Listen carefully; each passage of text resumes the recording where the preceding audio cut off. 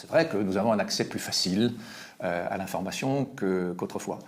Mais le revers de la médaille, c'est que nous sommes, comme disent certains, dans l'info-obésité, c'est-à-dire que nous sommes surinformés, nous sommes inondés de messages qui proviennent de partout.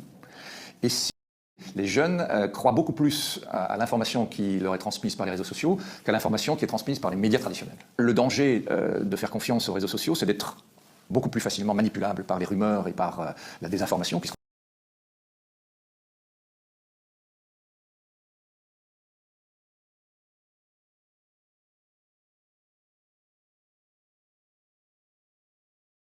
On aurait pu croire qu'une concurrence généralisée des récits allait être favorable au vrai. C'est ce que disait d'ailleurs Thomas Jefferson, un des grands fondateurs de la démocratie américaine.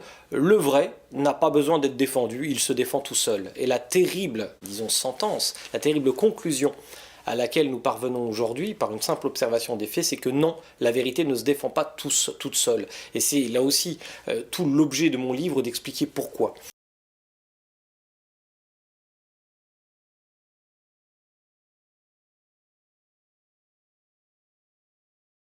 Le maître mot pour la plupart des journalistes et des responsables des médias, c'est capter l'attention du public et faire en sorte qu'il ne zappe pas, qu'il ne navigue pas, qu'il ne surfe pas sur un autre site. Et un des autres aspects du problème.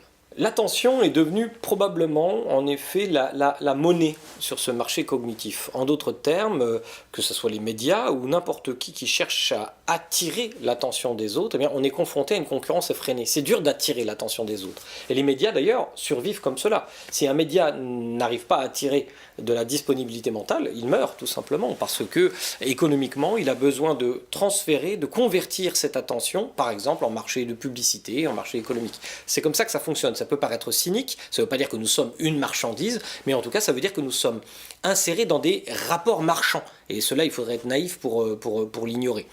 Et justement, cette attention, c'est pour ça que je parle d'apocalypse cognitive, elle révèle ce marché de l'attention, eh bien ce qui va plus probablement attirer notre attention facilement. L'exemple que je donne, l'image que je prends, c'est celle de travaux qui viennent de la psychologie acoustique et notamment ce qu'on appelle l'effet cocktail. Qu'est-ce que c'est que l'effet cocktail? C'est tout simplement, vous êtes dans une soirée, ça nous est tous arrivé, et vous avez une conversation avec une personne en face de vous, et vous pensez que vous n'entendez que cette conversation. Il se trouve que votre cerveau traite beaucoup d'informations aux alentours, sans pour autant attirer votre attention consciente. Mais si par exemple dans l'assemblée, quelqu'un prononce votre prénom, si par exemple dans l'assemblée, quelqu'un prononce le mot sexe,